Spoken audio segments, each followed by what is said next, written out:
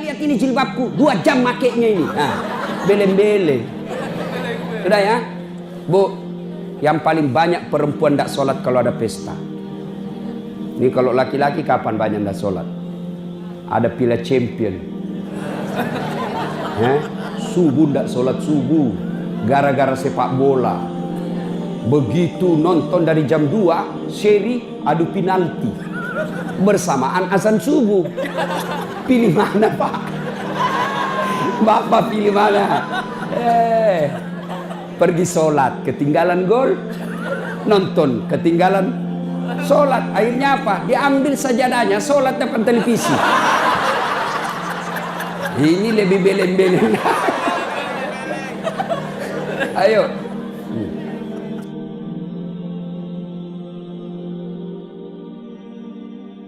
Pertanyaan, hati yang ada di sini, ibu-ibu, sedulur-sedulur, bapak ibu sekalian, sehat atau sakit hatinya? Cepat benar mengaku. Ngaku. Sebelum kita ngaku sehat atau sakit, periksa dulu mana penyakit-penyakit hati itu. Harus tahu dulu mana penyakit-penyakit hati. Setelah kita tahu, yuk cross check, nyambungkan, connectingkan. Oh, ini saya nih, sakit hati saya. Ini tidak, sehat hati saya.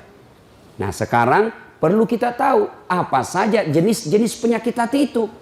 Inilah yang kita bahas pada taklim kita kali ini. Penyakit-penyakit hati, dengan harapan pulang majelis hatinya sehat. Penting ini Pak. Kenapa? Di akhirat tidak ada orang masuk neraka gara-gara penyakit kusta. Kenapa masuk neraka? Kusta Tuhan. Enggak. Kenapa masuk neraka? Ngontrak-ngontrak Tuhan, enggak punya rumah. Enggak. Kenapa masuk neraka? Sombong. Kenapa masuk neraka? Takabur. Kenapa masuk neraka? Ujub. Penyakit hati. Ini penting. Coba, kalau Bapak bawa mobil dari Jakarta ke Bogor, yang nyetir tangan. Yang berpikir sepanjang jalan, otak. Gas rem, kaki. Tapi begitu ada tikungan, apa tertulis? Hati-hati. Iya toh? Tidak tertulis otak-otak.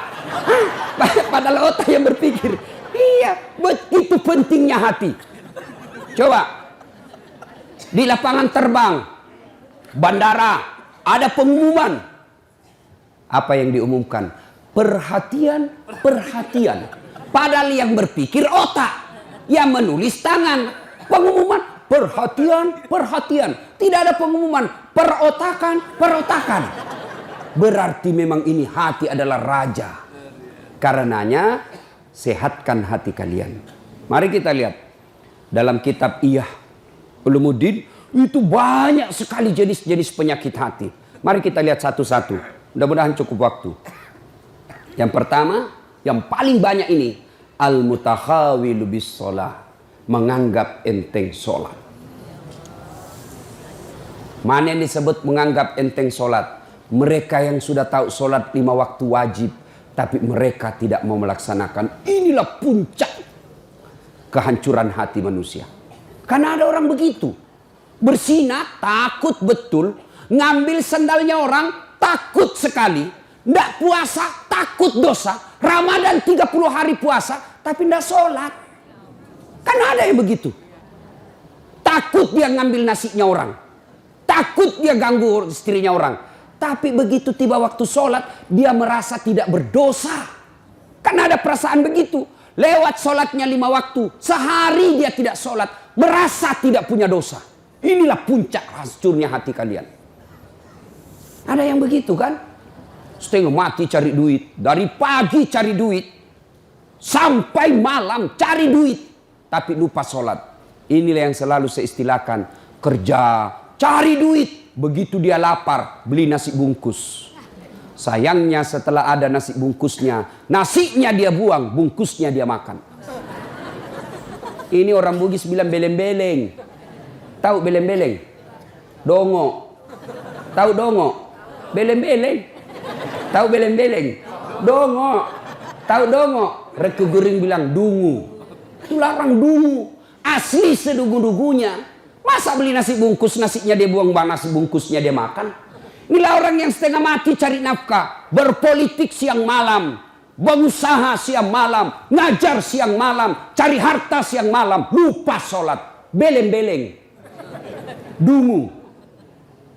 Apa sebab orang biasa tidak sholat?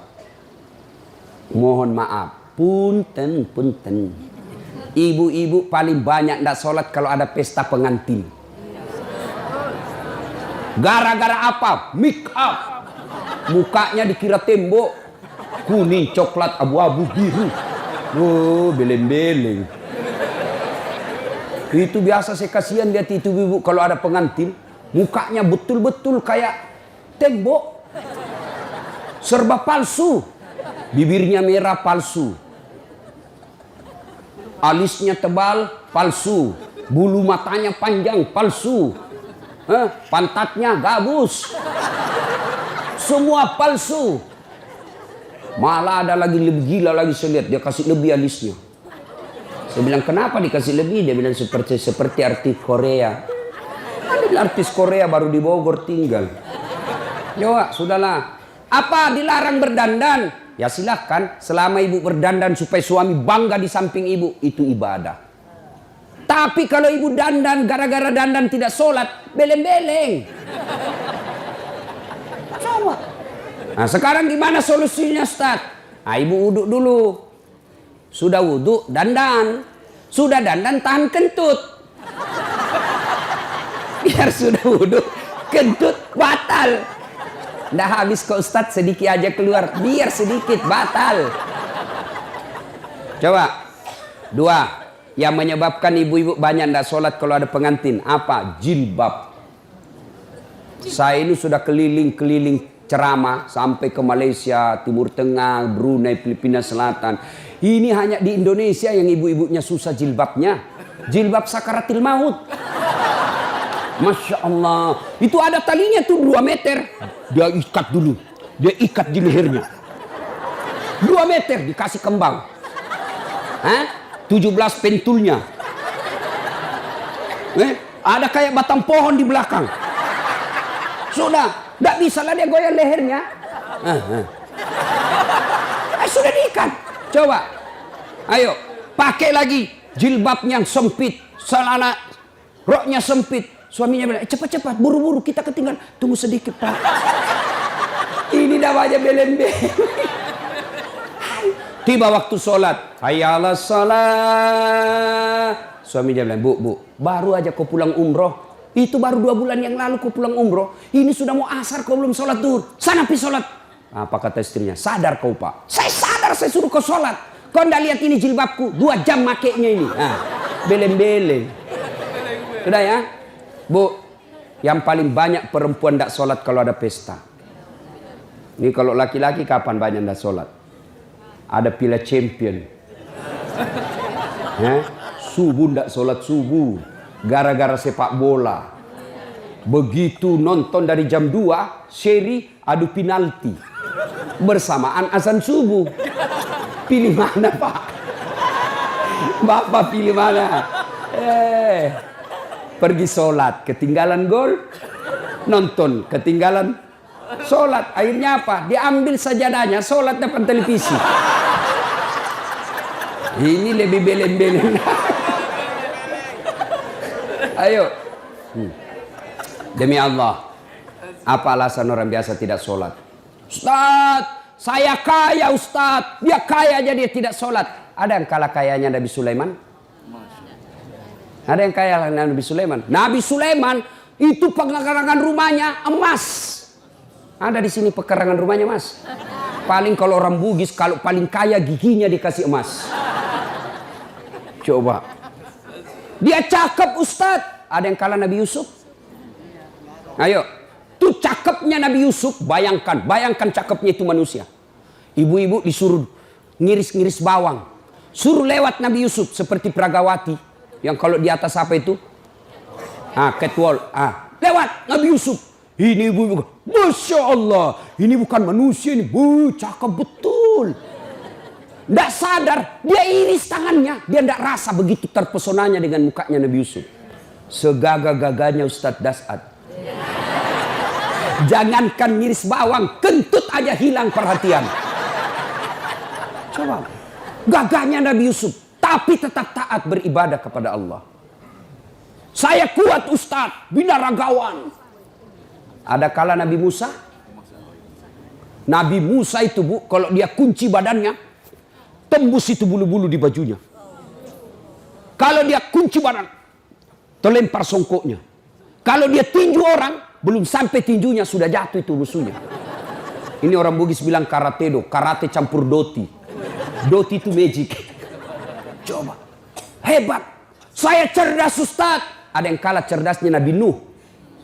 Sampai detik ini tidak ada orang arsitek bikin perahu di atas gunung. Semua mereka bikin perahu di pesisir pantai. Nuh alaihissalam di atas gunung bikin perahu. Cerdas, tidak sombong, tetap sujud beribadah kepada Allah. Apa lagi? Hah? Ada apa? Apa alasanmu lagi? Apa yang kita mau alasan tidak mau sholat? Jelas? Hah? Demi Allah, tidak ada keselamatan bagi mereka yang menganggap enteng sholat. Ustadz, saya ini merantau Ustadz dari Sumatera. 30 tahun sudah saya di Bogor Ustadz. Tidak bisa lepas dari kredit. Rumahnya susah, masih ngontrak-ngontrak Ustadz. Periksa sholatmu. Anak saya nakal betul Ustadz. Periksa sholatnya. Kalau sholat baik, mustahil Allah sengsarakan hidupmu. Tuhan apa yang bikin sengsara hidupnya orang yang baik sholatnya? Saya sholat Ustadz. Betul kamu sholat, tapi tidak ikhlas. Ya Allah sholat. Asar lagi. Barusan duhur. Kok tidak ikhlas bos? Ayo. Saya ikhlas Ustadz. Mana ikhlas sholat duhur sudah dekat asar? Ikhlas kan namanya itu. Ayo. Mana ikhlas sholat asar sudah dekat maghrib. 1 kali wudhu itu sudah sholat asarnya. Itu juga maghribnya. Mana? Maka kalau hidup kita susah, jangan cari kambing hitam. Lebih periksa sholatnya. Saya sholat Ustadz. Kenapa hidupku susah? Betul kau sholat, tapi sholatmu main-main. Tidak semangat ketemu Allah. Allah.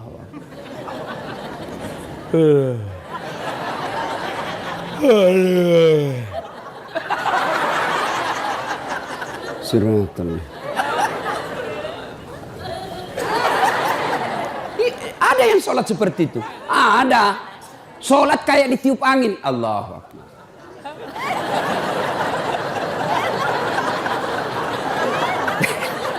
Siapa ajar kau sholat begitu?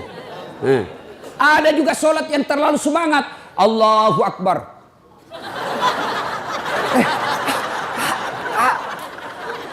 Ibu ketawa karena membayangkan diri sendiri lah. Makanya kalau ada masalah dalam hidup, ayo pertama yang harus kita selesaikan, sempurnakan sholatmu bos. Saya sholat Ustadz. Betul, ibu sholat. Tapi ibu yang pakai baju sholat sudah 3 hari tidak dicuci. Ketemu Allah pakai daster. Tinggi sebelah lagi. CD-nya 2 hari tidak dicuci dipakai. Begitu sholat gatal semua. Siapa ngajar sholat seperti itu? Ayo ya, mulai hari ini koreksi sholatnya bu. Ibu saya di kampung itu 14 anaknya bu.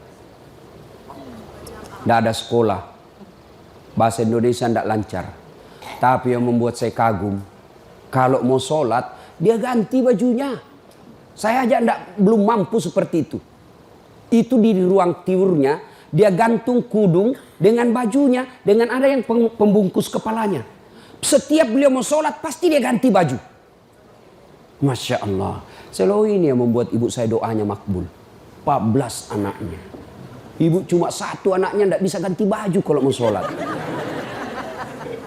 Yang ketawa, saya serius ini bu. Masya Allah. Bapak-bapak, adik-adik, kalau ada yang sampai sekarang belum dapat kerja yang baik, koreksi sholatmu. Ayo, apa susahnya sholat bos? Apa susahnya sholat?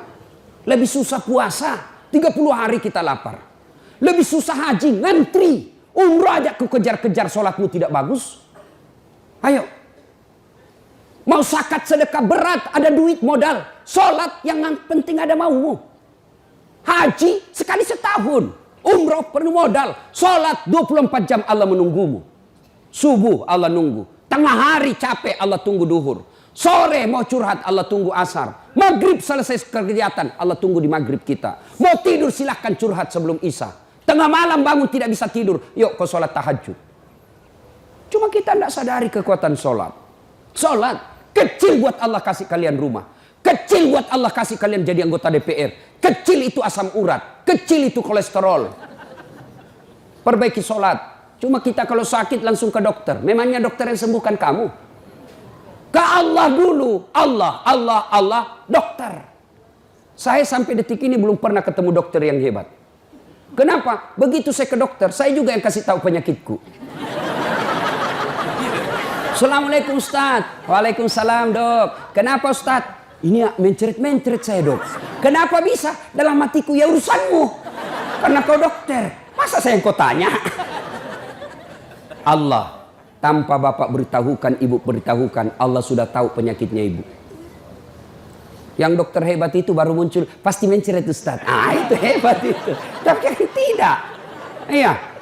Maka bapak ibu sekalian perbaiki sholat. Nah, itu tetangga saya Ustadz tidak sholat tapi kok rezekinya baik, proyeknya lancar. Oh jangan salah, memang duitnya banyak, mobilnya mewah, rumahnya megah, tapi apa yang ibu bapak tidak tahu, istrinya selingkuh, suaminya membalas. Banyak kita lihat orang kaya tapi menderita batinnya. Duitnya banyak, dihormati di kantor, dimuliakan di kantor, tapi sampai di rumahnya dilempar piring sama anaknya masih SMP. Itu sudah banyak duitnya, tapi tidak ada kebahagiaan rumah tangganya. Banyak duitnya, tapi tidak ada bisa dia makan. Duitnya 7 miliar, tapi dilarang makan nasi. Apa enaknya? Dilarang makan nasi, dilarang makan karedok. Apa? Yang bisa dia makan hanya ubi rebus. Duit 7 miliar cuma ubi rebus. Pret. Ya, maka Bapak Ibu, adik-adik jangan galau, perbaiki sholatmu. Saya bisa bicara begini, saya alami. Demi Allah, saya pernah menjadi cleaning service. Bersihkan toilet triple terkenal di Makassar waktu itu. 4 toilet saya harus bersihkan tiap hari. Saya bilang sama koordinator kebersihan, tidak usah gaji saya, kasih masuk namaku undian umroh kalau ada gratis. Sampai tutup itu kantor, tidak dapat. Saya pernah menjadi loper koran. Selesai sholat subuh saya bawa naik sepeda itu langganan harian Fajar di Makassar. Hilang lagi sepeda BMX ku. Tidak tahu sampai sekarang saya belum dapat siapa yang curi. Yang ngajar itu kalau saya dapat itu saya lapor di KPK. Masya Allah. Hai. Saya sering jalan kaki pergi sekolah. Saya pernah dihina kawan saya waktu kuliah. Keluar dari ruangan kuliah. Dia tunjuki saya, Dasat, tidak malu-malu kau, cakar semua bajumu. Cakar itu rombengan. Nah, tahu, baju bekas yang dari Eropa dijual 100.000 kalau di Matahari 100.000 satu. Ini 10.000 4, masih ditawar. Coba bayangkan. Saya tidak marah. Biiznillah dengan izin Allah. Saya istiqamah pelihara sholat dengan sebaik-baiknya. Alhamdulillah dengan izin Allah. Saya sudah punya travel sendiri. Kapan saja saya mau umroh bisa. Dengan izin Allah. Kalau kawan saya dulu yang hina saya kata pakai baju cakar. Alhamdulillah sekarang Ramadan baru-baru saya kasih lagi zakat. Coba. Kalau saya jalan kaki dulu Alhamdulillah punya kendaraan. Yang jarang seperti itu di Makassar. Alhamdulillah dengan izin Allah. Apa susahnya Allah kasih kamu rumah? Apa susahnya Allah kasih lunas utangmu? Kecil buat Allah. Yang penting sholat men, sholat. Perbaiki sholatmu, Allah yang selesaikan utangmu. Adakah manusia tidak ada masalahnya di dunia? Hah? Ini malah ibu-ibu penuh masalah saya lihat mukanya ini. Mana ada manusia tidak ada masalahnya? Semua punya masalah. Ustadz, ibu pikir tidak ada masalahnya? Masalah saya besar, mau kawin lagi tapi takut sama istri. Semua punya masalah. Alhamdulillah Allah tidak berkata, Dasat kalau ada masalahmu kau jadi anggota DPR dulu. Ada masalahmu, kau jadi gubernur dulu. Ada masalahmu, kau jadi profesor dulu. Tidak. Allah cuma minta das'at, ada masalahmu, ista'inu bis-sabri was-salah. Sabar, perbaiki solatmu. Saya yang selesaikan masalahmu. Itu janji Allah, bukan janji caleg. Oh, kalau caleg dijanji ande boleh kita dijanji sorga, dijanji juga kita sorga. Nih kartu namaku, pilih saya. Ada masalahmu, punten, hubungi saya, sama-sama Sunda. Pilih, begitu terpilih, dia ganti nomor HP-nya. Ini manusia, tapi kalau Allah, ayo dek, ada masalahmu, perbaiki sholatmu. Ya, teman setan yang pertama, nganggap enteng sholat. Apa akibat dan hukuman bagi mereka meninggalkan sholat, dan waktu kita bahas. Sekarang yang kedua, penyakit hati yang kedua, sombong, ujub, takabur, borro, mau dibilang, mau dikata, itu penyakit sombong. Ingat sejarahnya iblis keluar dari sorga? Ya? Apa penyebabnya? Apa karena dia miskin? Apa karena dia korengan? Apa karena dia penyakit kusta? Tidak. Ciptakan Adam. Allah perintahkan, wahai seluruh makhlukku, kau sujud di hadapan Adam. Inilah makhluk saya paling mulia. Iblis, malaikat, sujud. Meskipun awalnya sempat protes. Tumbuh-tumbuhan, binatang, sujud hormat kepada Adam. Satu makhluk Allah yang tidak mau. Namanya iblis. Iblis protes. Saya tidak mau ya Allah. Kenapa iblis? Adam baru diciptakan. Saya senior. Masa senior hormat sama junior? Gengsi dong. Adam diciptakan dari tanah. Saya dari api. Unsur kejadian saya lebih mulia dari Adam. Saya tidak mau. Allah berfirman, wah kau sombong rupanya iblis. Sombong tidak layak penghuni sorga. Keluar kau dari sorgaku. Diusir dari sorga. Cuma iblis waktu diusir, dia minta, ya Allah, nih sebelum saya keluar dari sorga, nih ada 2 proposal saya. Permohonan saya. 1, berikan saya umur yang panjang. Oke, kata Allah, kau tidak akan mati sampai hari kiamat. Kata iblis itu beranak pinak. Andai kita ketemu sama dunia, Pak, ini ada banyak di sini kita, Pak. Cuma karena dunia kita beda, maka tidak ketemu. Tapi di sini dia lihat kita ini, Pak. Oh ini nih sasaran saya nanti nih. Pulang ini saya goda lagi nih supaya goda ini. Itu cuma tidak dilihat. Tuh. Yang kedua kata iblis, permohonan saya yang kedua, berikan saya skill, kemampuan, kehebatan untuk menggoda anak cucunya Adam. Gara-gara Adam saya diusir, maka saya akan melakukan perang sepanjang hidup saya. Itu iblis. Kata Allah, silakan. Salah. Ya, jangan sombong. Apa yang kau sombongkan dengan ilmu? Ada orang banyak betul ilmunya. Allah marah, mulai dikasih pikun. Pikun tidak ada obatnya. Selama ini dia mengajar, diprotes sama istrinya. Pak, biasanya kalau kau mau mengajar, kau cium-cium jidatku. Ini sudah hampir 2 minggu tidak pernah kau cium saya. Langsung dia bilang suaminya, astagfirullah. Berarti siapa kau cium selama ini? Ternyata pembantunya. Apa kau mau sombong? Pikun kau tidak bisa bedakan istri pembantu. Jangan juga modus. Teman-teman pulang dengar ceramah ini, besok dia masuk kamar pembantu. Didapat sama istrinya, kukira kamu sayang. Jangan sombong dengan ilmu. Ya, pintu masuknya setan sombong. Yang kedua, apa penyebab sombong? Bertambahnya pangkat jabatan. Kan sombong. Anggota DPR, jangan sombong. Kau jadi anggota DPR karena rakyat memilihmu. Jadi bupati, jangan sombong. Kau jadi bupati karena rakyat milih. Tidak pilih, wabillahi taufiq wal hidayah. Keluar kau jadi rakyat biasa. Apalagi menyebabkan orang sombong? Bertambahnya harta. Jangan sombong, nanti kau seperti Qarun. Banyak duitnya. Takabur, tenggelamkan oleh Allah. Belajar dari Palu, belajar dari Donggala, Aceh, sekejap saja hancur. Jangan sombong. Apalagi membuat orang sombong? Bertambahnya ibadah. Yang tadinya malas sholat, sekarang sholatnya bagus. Bukan cuma 5 waktu, sunnahnya pun oke. Mulai sombong, jangan. Allah senang orang yang alim, tapi Allah tidak senang orang yang sombong. Puncak kesombongan, tidak mau sujud di hadapan Allah. Dalam hadits qudsi Allah jelaskan, ada 3 temannya setan di dunia. Satu di antaranya, ghaniyun, mutakabbir, Orang kaya yang sombong. Kaya harta sombong temannya setan. Kaya ilmu ilmuwan sombong temannya setan. Kaya pangkat pejabat temannya setan. Tapi masih masuk akal. Orang masih ya wajarlah dia sombong, dia wali kota. Wajarlah dia sombong, banyak duitnya. Wajar dia sombong, tinggi ilmunya. Tapi temannya setan. Masih wajar. Tapi ini sudah miskin, pengangguran, jelek mukanya, bau keteknya, sombong lagi. Bukan kau temannya setan, kau sudah jadi setan cilaka. Salatullah, salamullah ala toha rasulillah. Salatullah, salamullah ala yasin habibillah. Ibu bapak, saudara-saudara sekalian yang saya hormati. Satu, teman setan itu penyakit hati, menganggap enteng sholat. Dua, sombong. Tiga, bakil, pelit, dedekut. Orang Bugis bilang seke, kikirigalla paku jambatan. Nah, itu pelit sekali. Nah, itu temannya setan. Ibu-ibu mau lihat pelitnya ibu? Coba kalau dia beli sayur. Hobi memang dia nawar.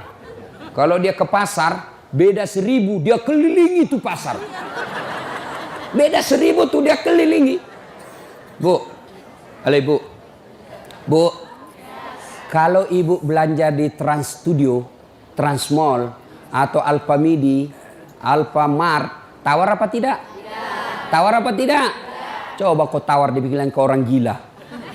Lalu pedagang kasihan yang sesama kita pribumi. Datang naik sepeda motor, kadang kala sepeda. Dia datang, dia sudah panggil kita. Ya Bu Haji, Bu Haji makin cantik aja. Masih nawar. Apa namanya kalau bukan pelit? Sudah enaknya itu. Berapa mas? 10.000 Bu Haji. 11.000 ya. Mantap. Kalau kan ibu-ibu yang suka nawar, kalau bapak-bapak kan tidak suka nawar ya. Ibu-ibu tuh suka betul nawar. Bu, ibu mau tidak suaminya diambil orang? Mau? Silahkan pelit. Orang pelit itu tidak ada yang suka. Bahkan orang pelit sekalipun tidak suka sama orang pelit. Benar Pak. Begitu jeleknya itu sifat pelit, tidak ada yang suka. Coba saya tanya, bapak-bapak senang tetangga dermawan atau pelit? Ibu-ibu senang suami yang pelit atau dermawan? Senang mantu yang pelit atau dermawan? Teman-teman yang pelit atau dermawan? Dermawan, tidak ada orang suka orang pelit. Bahkan orang pelit pun tidak suka sama semuanya pelit. Jangan kau ke rumahnya, pelit dia itu. Padahal dia juga pelit. Begitu jeleknya itu sifat pelit. Demi Allah, tidak ada orang bangkrut gara-gara sedekah. Adakah pernah bapak dengar? Mas, tuh yang di sudut rumah di komplek, tuh kaya betul dulu Ustadz. Cuma karena dia rajin sedekah, bangkrut. Ada? Tidak pernah. Biasa kita ini sangka buruk kepada Allah. Tidak mau bersedekah karena sangka buruk. Nanti saya makan apa? Nanti saya makan apa? Jangan cemas rezeki. Jangankan diambil orang. Tertukar saja tidak. Cica aja dijamin rezekinya. Tahu cicak? Tahu? Cicak makan apa ibu? Masuk akal enggak? Enggak masuk akal. Gimana caranya? Satu di dinding, satu terbang. Di mana ketemu? Enggak ada terminalnya. Kalau pesawat terbang, kita jalan, ada ketemunya. Di mana? Di bandara. Ini cicak satu terbang, satu di dinding. Di mana ketemunya? Tapi lagu kita waktu kecil kan, cicak-cicak di dinding, diam-diam merayap. Datang seekor nyamuk. Nyamuk yang datang. Nyamuk yang datang. Allah jamin rezekinya. Lagu tidak bilang cicak lompat ke nyamuk. Setengah mati cicak, kasihan. Iya kan? Itu cicak, tidak sarjana, tidak punya kursus, tidak ada kaki, tidak ada otaknya, tidak cerdas, bisa hidup. Apalagi ibu, jangan pelit. Sedekah, Allah sudah jamin rezekimu. Bu, ada suaminya mulai selingkuh? Ada? Nggak usah curhat sama tetangga, apalagi curhat di Facebook. Tak kusangka kau begitu. Pret. Beleng-beleng. Rahasia keluargamu kau ungkap di Facebook. Begitu mulai, Bu, ciri-ciri laki-laki yang sudah mulai lain-lainnya. Kalau yang selama ini tidak pernah pakai sisir keluar, tiba-tiba rapi. Tidak pernah pakai parfum, tiba-tiba beli parfum malaikat subuh. Nah, yang tadinya keluar rumah tidak pernah pakai setrikaan, langsung rapi. Yang paling mencurigakan kalau dia terima SMS dalam kamar mandi. 70% wajib dicurigai. Nah, kalau sudah begitu ibu tidak usah curhat sama tetangga. Lebih curhat kepada Allah. Bangun ibu sholat hajat. Lakukan sampai 8 rakaat. Setiap 2 rakaat di sujud terakhirmu kau berdoa kepada Allah. Ya Allah, engkau yang membolak-balikkan rasa cinta dalam hati suamiku. Tidak mungkin aku bisa mengendalikan cintanya. Ya Allah, tidak mungkin aku jaga dia 24 jam. Engkau yang maha menjaga ya Allah. Ya Allah, pelihara suamiku dari godaan perempuan lain. Ini ada duit saya 500.000. Saya tolak bala besok ke panti asuhan. Mudah-mudahan 500.000 suamiku terhindar dari wanita jahat. Bismillah. Coba amalkan itu, Bu. Coba amalkan. Yang jadi masalah kalau suaminya juga sudah tahu rumusnya. Dia bangun juga sholat tahajud. Dia bangun pula sholat hajat. Istrinya sebelah, kamar sebelah. Suaminya kamar sebelah. Ya Allah, capek sudah saya lihat istri saya, ya Allah. Ngamuk aja kerjanya. Marah-marah aja. Berat badannya juga makin tambah, ya Allah. Tak tahu dilihat dari mana dia seksi.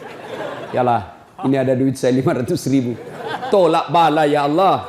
Mudah-mudahan istriku ikhlas saya kawin lagi. Bingung malaikat, yang mana nih? Jangan pelit. Demi Allah. Tidak ada orang bangkrut gara-gara sedekah. Saya kasih contoh. Tanggal 4 kemarin, sehari sebelum lebaran. Ya, tanggal 3 malam. Ada anak-anak usia 19 tahun. Bapaknya Flores, mamanya Toraja. Kristen. Karena sering dengar ceramah saya di YouTube, akhirnya dia memutuskan diri masuk Islam. Desember kemarin. 19 tahun. Tanggal 3 malam, dia DM ke saya di Instagram. Ustadz, saya ini dicerita cara mualafnya. Kemudian besok sudah mau lebaran, saya belum punya baju baru, Ustaz. Saya lihat Ustaz ini bagus-bagus bajunya. Di mana belinya, Ustaz? Saya bilang sebenarnya baju saya tidak dibeli, bikin sendiri. Tapi yang lebih sebenarnya lagi, bukan baju yang bagus, saya yang gagah. Ya, sudahlah. Saya butuh baju lebaran. Saya bilang, kau datanglah ke rumah saya. Saya sediakan kau pilih bajuku yang kau suka. Dia pakai tongkat turun dari taksi. Wih, kasihan saya. Kenapa kakimu, Dek? Ternyata diamputasi kakinya. Dia singgah sholat asar ditabrak mobil. Saya bilang berat betul hidupnya ini anak. Diusir dari orang tuanya, Pak. Diusir, sekarang tinggal di masjid. Tidak disetujui, hanya dia sendiri masuk Islam. Diusir. Bilang, kenapa kakimu? Saya cerita. Sedih saya. Sempat berkaca. Jangan sedih, Ustaz. Ini tidak ada artinya nih kaki ketimbang iman saya kepada Allah. Luar biasa, 19 tahun. Saya ambil baju saya yang paling bagus. Kau pilih ini, Dek. Mana kau suka? Bener, diambil yang paling bagus. Sempat juga saya nyesal. Sudah. Karena saya buru-buru ke bandara. Saya mau pergi khotbah. Ya, ini, Dek. Kau ambil 1 juta. Sudah. Kembalilah dia. Naik Grab lagi. Sudah. Perjalanan saya ke bandara, masuk WhatsApp. Ustadz, berapa nomor rekeningnya? Wakil Wali Kota Balikpapan. Dalam hati saya bilang, kenapa lagi Pak Wali? Ada apa? Padahal dalam hatiku, segeralah. Kirimlah nomor rekening. Masih di atas mobil, masuk. Tik, tik, tik, tik. Masuk, berapa transferan masuk? 30 juta. Tadi keluar 1 juta. Tidak cukup sampai situ. Allah balas lebih banyak. Sampai saya di airport, bandara, depan pintu 7 nunggu saya keberangkatan. Tiba-tiba ada ibu-ibu lari. Bawa amplop. Ustadz, tunggu dulu Ustadz. Apa? Ini dalam hatiku. Ada apa lagi? Padahal cepat sudah. Ini ada ternyata ada fans saya. Dia lihat saya di bandara. Dia mau kasih. Tapi coba buru-buru mau masuk bandara. Dikasih saya melalui itu ibu. Nih ada Ustadz titipan dari ini. Oke, saya buka. Berapa isinya? 10 juta. Sudah 40 itu kan gantinya. Besoknya tanggal 5 selesai khutbah. Biasanya kalau saya khutbah dikasih itu ibu 25 juta sama itu Bu Bupati. Berapa saya dikasih waktu itu? 35 juta. Berapa Allah ganti? 75. Keluarkan 1 juta, Allah ganti 75 juta. Kenapa ibu miskin? Karena ibu malas bersedekah. Selalu berkeyakinan saya miskin. Maka Allah, ana inda sanni abdibi. Saya tergantung sangkanya hambaku. Kalau kau sangka tidak mampu, maka kau kasih tidak mampu. Sedekah ibu. Allah tidak lihat 1 jutanya. Allah tidak lihat 100 ribunya. Yang Allah mau nilai, kamu sedekah enggak 1 hari ini. Jangan pernah lewatkan maghrib tanpa sedekah di hari itu. Coba amalkan. Coba. Kenapa kita tidak bisa umroh? Karena selalu yakin saya tidak mampu. Maka Allah, ya sudah kau yakin tidak mampu. Sedekah. Pulang ini kau sedekah sama tetanggamu. Cari orang miskin. Cari janda-janda tua. Tidak usah janda muda. Banyak yang bisa selamatkan. Jelas? Salatullah, salamullah ala toha rasulillah. Salatullah, salamullah ala yasin habibillah. Nah, sudah banyak sebenarnya penyakit hati, tapi waktu yang terbatas. Saya cuma bilang waktu yang terbatas. Saya ada acara di Bandung ibu jam 10. Saya ini orang kampung. Saya tidak tahu Bogor ke Bandung jauh. Saya pikirnya 1 jam. Inilah kalau kita pakai pulsa lokal. Saya orang kampung, tidak tahu saya. Oh ternyata jauh. Nah saya harus segera selesaikan. Insya Allah kalau panitia ngundang saya lagi ke sini, saya datang lagi. Insya Allah ya. Nah, ini penyakit hati. Sekarang gimana cara mengobatinya? Ala bizikrillahi tatma'innul qulub. Ketahuilah dengan berzikir mengingat kepadaku, maka hatimu akan jadi tenang. Jadi kalau kita punya penyakit hati, maka datang di majelis zikir Al-Ihya ini. Ini salah satu caranya. Memang ibu tidak dapat voucher. Memang ibu tidak dapat undian. Tapi apa yang ibu dapat? Ilmu. Tapi ilmu tidaklah terlalu menolong ketika ilmu itu tidak diamalkan. Amalkan yang Bapak Ibu tahu, maka Allah akan berikan ketenteraman jiwa, ketenangan hati. Kalau hati sudah tenang, itulah kekayaan kita yang paling baik. Ibu bapak, inilah tausiah kita, mudah-mudahan ada manfaat. Ibu-ibu, bapak-bapak, ada berapa rukun iman? Berapa? 6. 5 itu rukun Islam. Rukun iman ada 6. 1 diantaranya percaya kepada hari akhir. Nah biasanya orang ketika berbicara tentang kematian itu berbicara tentang hari akhir. Dan biasa kalau saya bicara kematian, tiba-tiba anak muda langsung bicara. Orang kalau mati itu Ustaz, tua dulu. Tidak. Yang namanya kematian tidak harus tua dulu. Ini anak muda kalau kita cerita kematian langsung orang tua dia lihat-lihati. Yang sudah pensiun, yang sudah putih rambutnya. Bikin kaget. Yang namanya kematian, tua, mati. Orang kaya, mati. Orang miskin, mati. Raja-raja, mati. Rakyat biasa, mati. Ustadz, mati. Kalau ustadz duluan, siapa yang tak siapa? Semua mati. Berarti yang jadi masalah sesungguhnya bukan mati. Karena mau atau tidak, tiba saatnya pasti mati. Yang jadi masalah, bagaimana kondisi kita mati. Itu yang jadi masalah. Itulah sehingga setiap Jumat dibaca ini ayat. Ya ayyuhalladzina amanu taqullaha haqqa tuqatih. Wahai orang-orang yang beriman, bertakwalah kalian kepada Allah dengan sebenar-benarnya takwa. Wala tamutunna, dan jangan kamu mati illa kecuali wa antum muslimun, dalam keadaan beragama Islam. Berarti ayat ini Allah informasikan ada di antara kita KTP-nya Islam, ngakunya Islam, tapi mati tidak dalam keadaan membawa Islam. Insya Allah kita tidak akan mati dalam keadaan berjudi. Insya Allah kita tidak akan mati dalam keadaan berzina. Insya Allah kita tidak akan mati dalam keadaan merampok. Tapi yang bisa membuat kita mati kafir, hubbi aklil haram, suka memakan makanan haram. Satu di antaranya menerima serangan fajar ketika pemilu kemarin.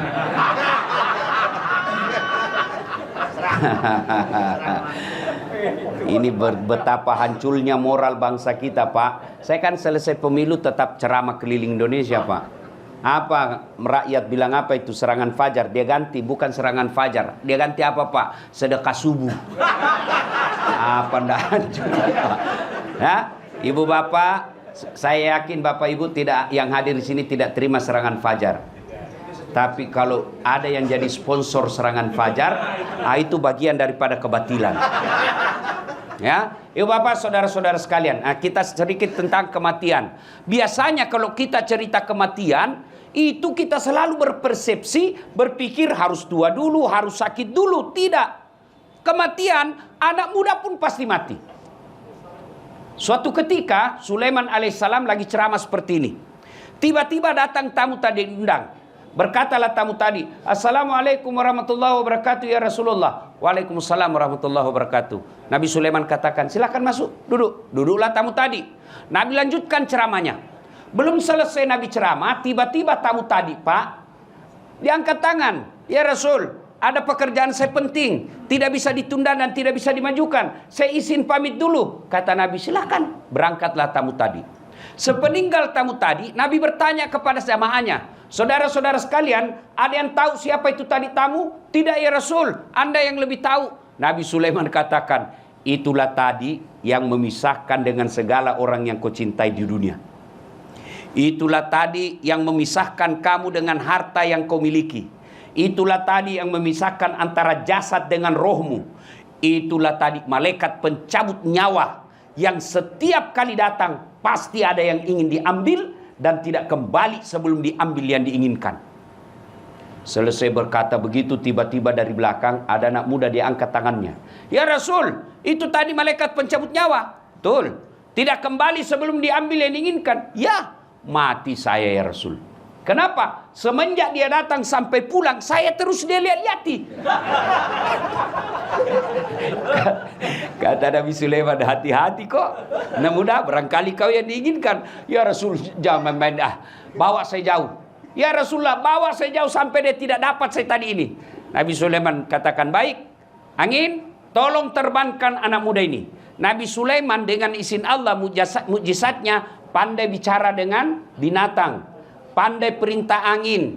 Bahkan dia adalah manusia terkaya di dunia sampai sekarang ini. Kata Nabi Sulaiman, angin, tolong kau terbangkan anak muda ini. Bawa di mana mau pergi. Siap. Diterbangkanlah anak muda ini, Bu. Kiri, kanan, lurus, kiri, kanan. Dia pikir, sudah jauh saya, kurang ngajar. Tidak dia dapat lagi saya tadi itu. Bikin kaget-kaget. Angin. Sudah, turunkan saya. Sudah saya jauh ini. Turun. Pas turun, baru satu langkah diinjakkan kakinya di tanah, langsung muncul itu tadi tamu. Dari mana kau? Dari tadi saya tunggu kau. Kenapa saya tinggalkan majelis tadi? Karena di sini takdirmu harus mati. Akhirnya dia tinggalkan, dia hindari kematian. Justru kenyataannya dia datangi kematiannya. Kullu nafsin sa'iqatil maut. Semua yang hidup pasti akan mati. Sebaliknya, kalau tidak tiba saatnya, biar setengah mati kau mau mati, tidak akan mati. Ini ada cerita, wallahu alam benar atau tidak. Ada ibu ketahuan suaminya selingkuh. Dia dapat WhatsApp-nya lope-lope. Sakit hatilah dia. Akhirnya dia mau bunuh diri. Dia ambil racun. Dia masuk di kamarnya, minum racun. Karena buru-buru takut didapat anaknya, dia buru-buru minum racun, akhirnya lebih banyak masuk di hidungnya daripada mulutnya. Muntah-muntah, tidak jadi mati. 1 bulan kemudian, ketahuan lagi suaminya selingkuh. Dia mau bunuh diri. Lihat racun, bulan lalu gagal. Dia ambil pisau, Bu. Dia iris urat nadinya. Rencana bunuh diri, dia iris urat nadinya. Dia lupa ternyata pisau yang dipakai pisau tumpul. Tidak jadi lagi mati. 1 bulan kemudian bertengkar lagi sama suaminya. Dia mau bunuh diri. Dilihat racun gagal. Dia lihat pisau gagal. Akhirnya dia lari ke belakang rumahnya. Lompat masuk ke dalam sumur. Ternyata dia lupa waktu itu musim kemarau. Ternyata air dalam sumur tidak cukup. Tidak jadi lagi. Saudaraku, ajal bila tiba tidak bisa dimajukan, tidak bisa diundur. Kullu nafsin saikatil maut. Semua yang hidup pasti akan mati. Tungke maki nyawai pasti mati, kata orang Bugis. Al mautu babun. Mati adalah pintu yang setiap kita melewatinya. Nah, sekarang ibu bapak pernah ngantar jenazah? Pernah ngantar jenazah? Bukan pernah, sering. Itu kata Nabi, kalau kalian meninggal, 3 tuh yang ngantar kamu. 2 yang kembali, 1 yang tinggal menemanimu masuk kubur. Apa gerangan yang mengantar kita ke liang kubur? 1, keluarga. Handai taulan, sanak saudara, kenalan, tim sukses.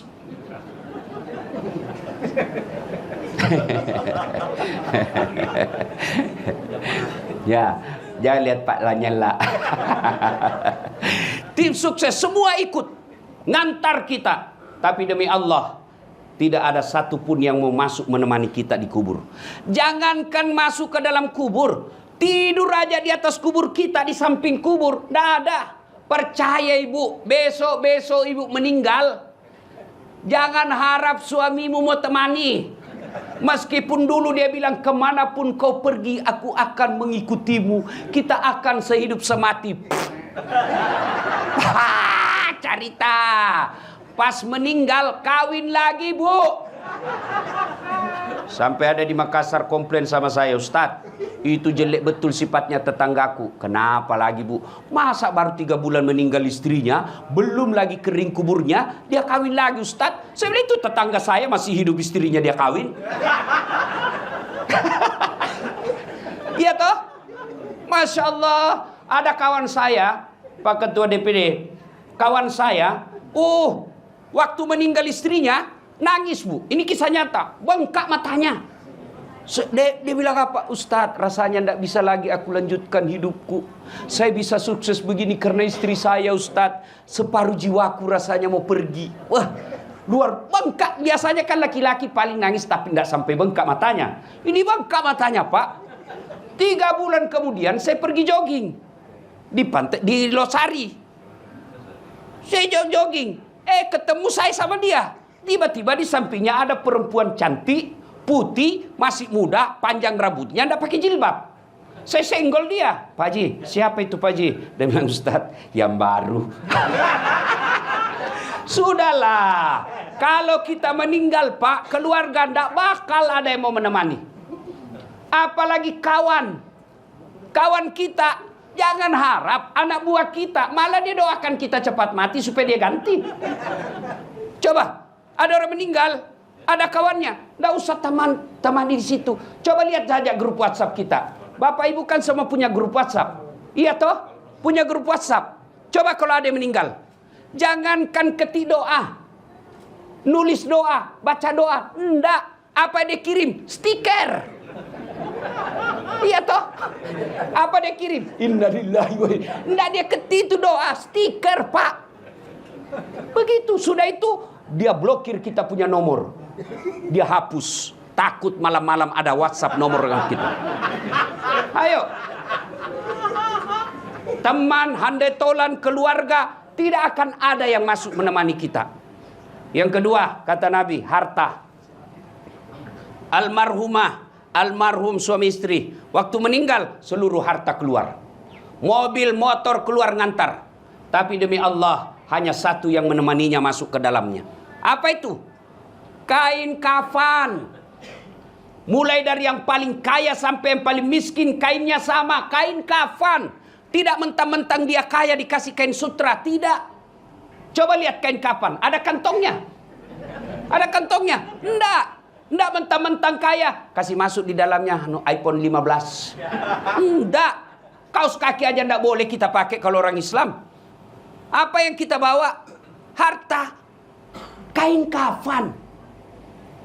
Ibu-ibu ini orang-orang kaya semua. Ibu sekarang pakai parfum merek-merek internasional. Bulgari, Angelman, Hermes. Begitu ibu meninggal, apa parfumnya? Kapur barus. Iya. Hilang semua itu. Harta ini Ini ibu-ibu nih, yang cantik-cantik. Yang mukanya sudah di bleaching, di apa semua. Mukanya putih, lehernya hitam. Ya. Bu. Nih yang cantik. Cacing tunggu di kubur. Jangankan masuk kubur, ibu meninggal jenazahnya disentuh tangan kita, menyentuh pipinya jenazah, ndak ada yang mau langsung sentuh tangannya. Dia cuci bersih-bersih tangannya dulu kita. Jijik dengan jenazah kita. Harta ndak ikut. Keluarga pulang. Yang setia menemani kita masuk. Amal. Amal itu ada dua. Amal kebaikan, amal keburukan. Yang baik akan jadi amal jariah. Yang jelek akan jelekkan kejerah dia. Semalam saya di Metro TV wawancara soal pemilu. Saya bilang tidak ada yang sia-sia di hadapan Allah. Tidak ada yang tidak tercatat di hadapan Allah.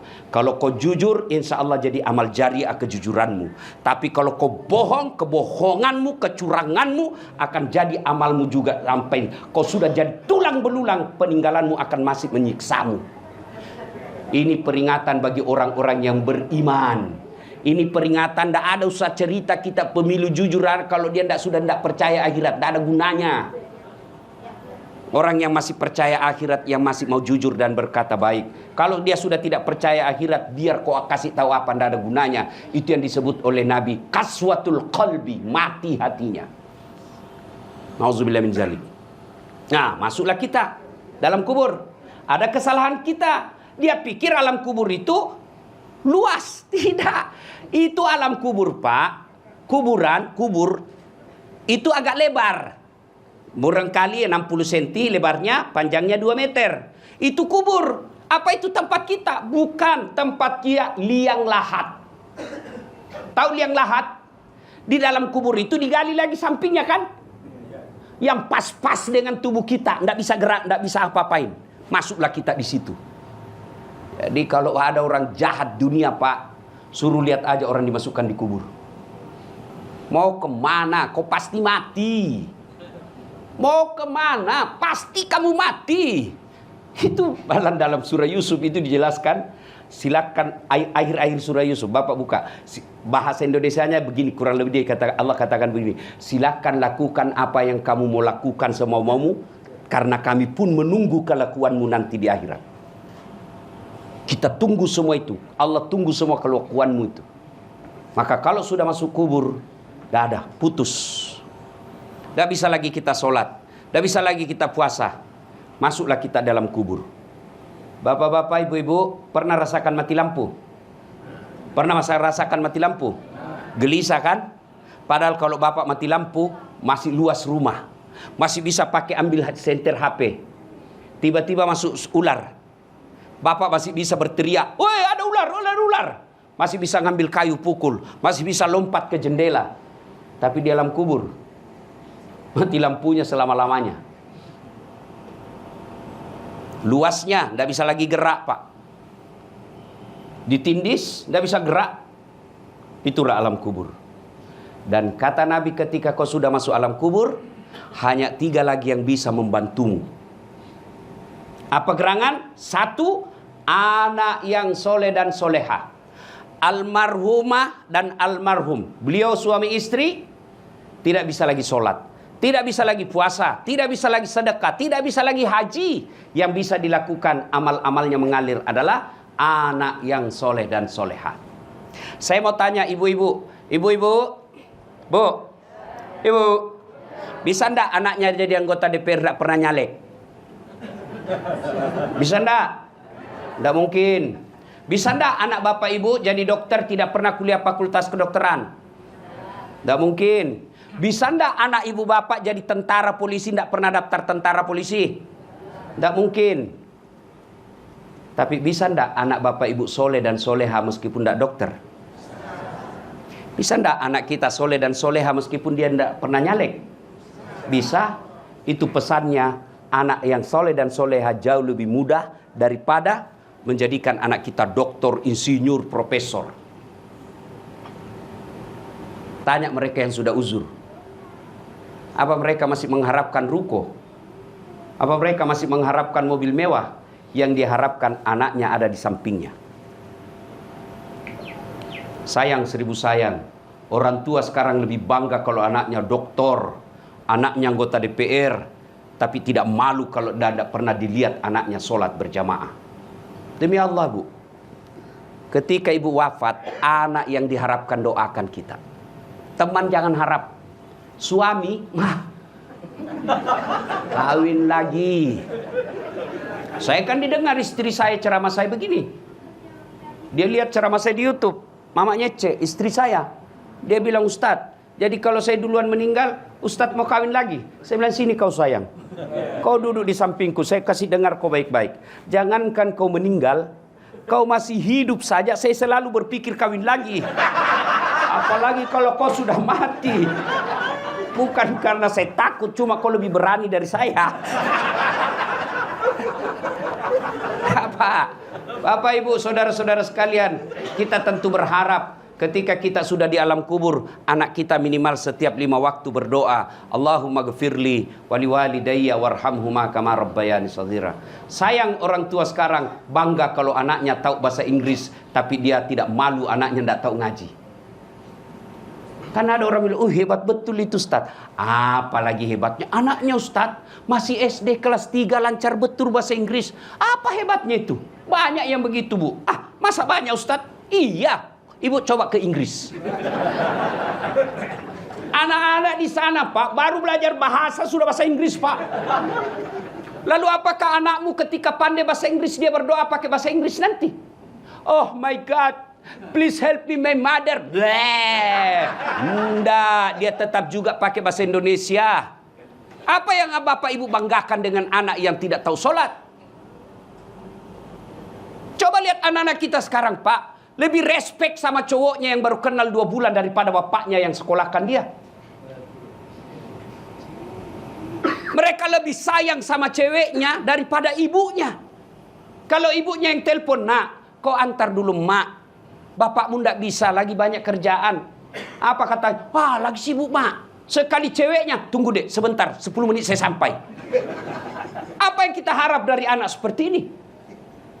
Demi Allah, kita orang tua tidak berharap doktermu bawa ke sini, tapi kita berharap usia senjaku kau urus saya. Ibu-ibu sayang, kita lebih mengawasi suami daripada mengawasi anak. Ngapain awasi anak suami kita? Biar HP-nya kita mau periksa. Untuk apa? Kalau ibu dapat hal-hal negatif di HP, apa yang ibu mau? Gelisah kan? Sengsara perasaan. Mau dicerai, mampu jadi janda. Tak nampak saya bela bapak hari ini. Mampu dapat yang lebih baik dari yang sekarang. Daripada ngawasi HP suami, mending ibu awasi anaknya. Suami maksiat, ibu ndak tanggung. Suami ndak sholat, ibu ndak tanggung. Tapi anak ndak jilbab, anak ndak sholat, anak ndak puasa, ibu yang nanti diminta tanggung jawabnya. Ngapain ngawasin suami? Kita tidak tanggung dosanya, tapi anak kita tanggung dosanya. Maka ibu, didik anak kita ibu. Terutama sholat. Cari mati anak mau baik kalau dia tidak sholat. Apa yang mau diharapkan? Coba anak-anak kita yang cantik, yang cakep-cakep, yang baik kerjanya. Itulah yang potensial menyengsarakan orang tuanya. Tapi coba anak kita yang sekolahnya seadanya, akhlaknya baik, inilah yang ngurus orang tuanya di usia senjanya. Maka anak yang soleh dan soleha, itulah yang akan menolong orang tuanya ketika ada di kubur. Dia akan berdoa, Allahumma gfirli wali walidayya warhamhuma kama rabbayani shaghira. Ibu tidak usah cemas soal isi perut anak kita. Yang kita cemaskan kalau dia tidak tahu sholat. Ibu tidak usah cemas kalau rumahnya dia masih ngontrak-ngontrak. Yang kita perlu cemaskan adalah ketika dia sudah bersuami istri, tidak pernah berjamaah dan tidak pernah kita lihat ngaji. Alangkah bahagianya orang tua. Subuh hari dia kaget, kenapa ribut pagar? Oh dia intip, oh Masya Allah anak bungsunya dia pergi berjamaah ke masjid sholat subuh.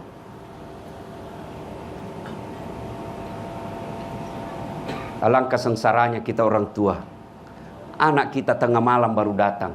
Siapa yang ngantar cowoknya? Jam 2 dini hari baru pulang. Apa yang ibu bapak harap dari anak seperti itu?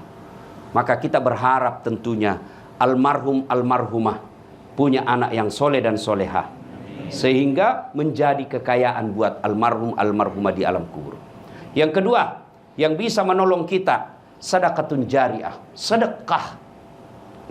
Ini ibu-ibu ini, ibu-ibu terhormat semua di dalam sini. Ya, banyak saya lihat semua emas berliannya. Ibu, ibu, kalau ibu meninggal siapa yang pakai itu emas berlian? Siapa ibu? Anak, istri kedua. Hancur ibu-ibu hari ini. Ayo, coba lihat. Ketika ibu meninggal, dikeluarin itu cincin. Nangislah suami. Ini cincin pernikahan kita dulu, ibu. Dia tarik, dia paksa keluar. Sudah itu dia cabut lagi gelangnya. Ini ulang tahun pernikahan kita dulu, ibu. Saya belikan kau di Dubai. Dia cabut lagi, kau punya kalung ini, ibu, dulu. Waktu kita pergi umroh, ibu.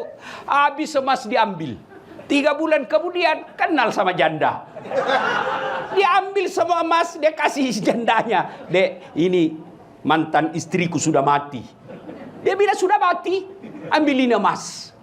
Maka ibu, daripada dipakai istri kedua, mending ibu sedekah sekarang. Sedekah. Dan enaknya ibu-ibu seperti yang di dalam ini, yang kaya-kaya, ngapain pakai yang asli, bu? Lebih asli jual, jadikan masjid. Itu yang namanya pandai menyikapi harta. Apalagi kalau ibu sudah pakai 20 tahun, ngapain lama-lama? Orang juga sudah tahu ibu kaya. Itu enaknya jadi orang kaya, biar palsu. Masa palsu? Orang kaya itu. Iya toh? Beda kita orang miskin, sudah asli. Di mana dia dapat? Ya, Bu. Hei. Bu, sedekah. Sedekah. Dan demi Allah, tidak ada orang bangkrut gara-gara sedekah. Carikan saya orang yang bangkrut gara-gara sedekah. Saya tahu Pak Lanyala, sekampung kami orang Bugis. Salah satu sebabnya eksis sampai sekarang karena dermawan. Bapak tahu Pak JK? Berapa kali mau dihancurkan, dia apa, diserang kiri kanan. Alhamdulillah Allah lindungi. Salah satu sebabnya ribuan anak yatim beliau pelihara. Tidak ada orang senang, tidak ada orang senang itu orang pelit, Pak. Sebaliknya tidak ada orang yang tidak senang orang dermawan. Saya tanya, ibu-ibu senang mantu yang pelit atau dermawan? Dermawan. Ibu-ibu senang tetangga yang pelit atau dermawan? Bapak-bapak senang sahabat yang pelit atau dermawan? Itu tidak ada orang suka orang pelit. Sedekahlah. Sedekah. Dan hebatnya itu sedekah, Allah pasti ganti. Ibu, daripada setengah mati pelihara jaga-jaga WhatsApp, lebih baik sedekah tolak balas suami. Ya, siapa yang mau dipanjangkan umurnya, dimurahkan rezekinya, dan tertolak dari bencana, maka kata Nabi, hendaklah dia bersedekah. Sedekah. Ramadan bulan lipat gandakan. Kalau ibu tidak bisa sedekah, buka puasa ratusan orang di rumah, ya sudah, kirim 10 nasi bungkus ke masjid. Yang makan ternyata ustadz, yang makan ternyata penghafal Quran, yang makan ternyata Pak Imam. Selama darah dagingnya itu dia pakai beribadah, selama itu yang kirim nasi bungkus dapat pahala. Sedekahlah. Saya tidak bisa nasi bungkus, saya hanya bisa sandal jepit dari toilet ke pintu masjid. Ya sandal jepit, dicuri orang. Alhamdulillah, mau amal baru. Bersedekahlah. Ada 5 penyesalan orang di alam kubur. Satu di antaranya, ketika sudah dia gosok meninggal arwah, dia gosok matanya, dia buka, kata dia, saya di mana? Kau sudah meninggal, dah saat. Saya sudah mati. Iya. Ya Allah, hidupkan saya kembali. Hidupkan saya kembali ke dunia. Sekejap saja, kira-kira 1 menit lah kalau boleh. Ya Allah, kembalikan saya ke dunia. Untuk apa? Solat bukan, puasa bukan, haji bukan. Saya hanya ingin berkata, ya Allah, semua hartaku aku sedekahkan fisabilillah. Kenapa bukan minta solat? Karena solat hanya bisa dapat pahalanya ketika kita masih solat. Haji hanya bisa kita dapat ketika kita haji. Puasa hanya kita dapat ketika kita puasa. Tapi sedekah, meskipun sudah tulang belulang hancur, kita tetap mengalir. Itulah yang disebut sedekah jariah. Keliru Bapak Ibu yang Allah kasih rezeki, Bapak tidak bersedekah. Keliru. Dan alhamdulillah makin bersedekah, Allah makin ganti. Maka almarhum almarhumah, insya Allah lapang kuburnya karena ada sedekah beliau. Yang ketiga, yang akan menolong kita di alam kubur adalah ilmu yang bermanfaat. Almarhum almarhumah, beliau suami istri, tokoh pendidikan. Itulah ilmu yang bermanfaat. Ketika diajarkan ilmu hukum kepada mahasiswanya, diajarkan tentang keadilan, lalu anak mahasiswanya menjadi pengacara yang membela dan menegakkan keadilan, selama itu juga amal-amal akan mengalir. Maka karena itu, ibu bapak kalau dapat konten-konten dakwah, jangan berhenti di grup, jangan berhenti di HP bapak, sebarkan. Bapak punya 10 grup WhatsApp, satu grup 100 orang, kirim 1000 orang yang terima. Kalau ada yang mengamalkan 5 orang, selama 5 orang itu amalkan, bapak dapat pahala seperti pahalanya penceramah tanpa mengurangi pahala penceramah. Ilmu yang bermanfaat adalah yang bisa menyelamatkan kita di alam kubur. Inilah 3 yang akan terus mengalir meskipun kita sudah di alam kubur, bahkan sudah habis tulang belulang kita. Anak yang soleh dan soleha, sedekah harta, kemudian ilmu yang bermanfaat. Dan orang yang ada di alam kubur sekarang masih transit, belum sampai surga, termasuk Rasulullah Muhammad SAW. Dan siapa yang paling menderita di alam kubur?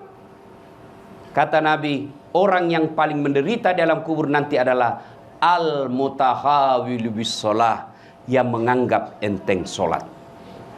Saya mau tanya, bapak-bapak kalau pergi merantau ke Sulawesi Selatan, ternyata bapak tidak nyaman di Sulawesi Selatan, ada pilihan? Ada? Ada. Balik lagi ke Jakarta. Saudara-saudara dari Jawa merantau ke Sumatera, ternyata di sana tidak bagus. Ada pilihan? Ada. Balik lagi ke Jawa. Mangan orang mangan, yang penting ngumpul. Iya. Iya toh? Bapak-bapak kalah pil caleg, ada pilihan? Kalah pilpres, ada pilihan? Ada. Tunggu lagi 5 tahun yang akan datang, kita tanding lagi. Ya, tidak disenang sama gubernur, ada pilihan? Ada. Apa? Pensiun dini. Selesai urusan, biar ada di situ kita lewat. Bukan lagi gubernurku. Iya kan? Hah, ibu-ibu, suami cerewet, suami kasar, ada pilihan bu? Ada. Pulangkan saja aku pada ibuku atau ayahku. Selesai. Ya, bapak-bapak punya istri cerewet, ngamuk aja kerjanya, ndak tahu menghargai suami. Ada pilihan? Ada. 2 pilihan. 1 tambah jadi 2. 2 cerai. Ada pilihan pak. Maknanya bapak menderita di dunia masih ada pilihan. Dan tidak ada orang menderita di dunia dari bangun sampai tidur sampai bangun lagi menderita 24 jam. Tidak, pasti ada senyum-senyumnya. Tapi kalau bapak masuk kubur, ada pilihan? Ibu-ibu masuk kubur ada pilihan? Nggak nyaman pertanyaannya, keluar dulu. Begitu bapak keluar, viral satu dunia pak. Ya. Dan siapa orang menderita di kubur? Al-mutahawil bis-sholah, yang menganggap enteng sholat. Tidak ada gunanya ceramah hari ini kalau bapak ibu pulang masih lalai sholat. Mohon maaf, maafkan saya, maafkan saya. Pesan Nabi ketika akhir hayat, pertama yang selalu diingatkan Nabi, jaga sholat kalian. Dan dihususkan bagi perempuan. Kenapa? Karena pada kondisi dan keadaan tertentu, perempuan paling banyak melalaikan sholatnya. Kapan Ustadz? Ada pengantin. Coba perempuan kalau ada pengantin. Bukan cuma uang dia sumbang, sholatnya juga disumbangkan. Ya kan? Diundang jam 11. Ke salon jam 8. Sudah itu mukanya sudah penuh dempul. Ya kan? Tiba duhur. Kata suaminya, Bu, saya sudah jualkan kau sawah di kampung supaya bisa haji. Ini kau sudah haji tidak sholat, kau pergi sholat. Apa kata istrinya? Kau sadar, Pak? Saya sadar ini, saya suruh kau sholat. Kau sadar, Pak? Kau tidak lihat ini makeup-ku 700.000 ini di salon. Oh, haula wala quwata illa billah. Lebih disayang makeup-nya daripada sholatnya. Tahu tidak hukuman orang tidak sholat? Buka surah Al-Hajj ayat 47. Satu kali meninggalkan sholat, Allah hukum 1 hari di neraka. Al-Quran surah Al-Hajj 47. Berapa yang namanya 1 hari di neraka? 1000 tahun dunia. Jadi kalau tidak sholat subuh tadi, 1 hari Bapak dibakir di neraka. Berapa yang 1 hari? 1000 tahun dunia. Maka jangan anggap remeh sholat. Bagaimanapun kondisi dan keadaan Bapak, sholat. Saya tidak bisa kena air Ustaz. Allah kasih keringanan, tayamum. Yang penting tayamumnya yang benar. Jangan tayamum sambil gosok-gosok kaki. Salah itu. Ada juga saya lihat di pesawat tayamum dia kumur-kumur, Pak. Saya beling-beling. Ya kan? Ustaz, saya lagi sakit Ustaz. Adakah kala sakitnya Nabi Ayub alaihissalam? Tapi beliau tetap sujud beribadah kepada Allah. Kita baru sariawan, tidak sholat. Kalau sariawan dia sholat, sariawan lah.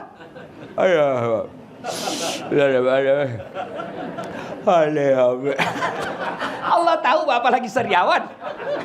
Apa lagi alasannya Bapak tidak sholat? Ayo, gagah Ustaz, selebriti. Ada kala gagahnya Nabi Yusuf.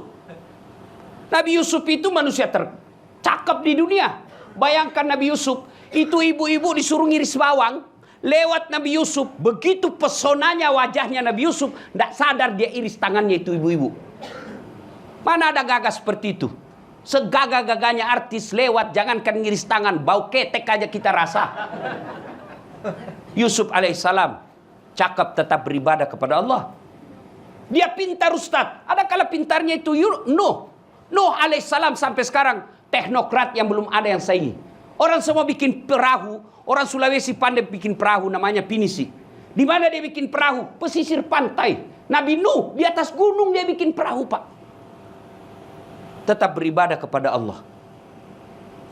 Maka tidak ada alasan kita tidak sholat. Sholat.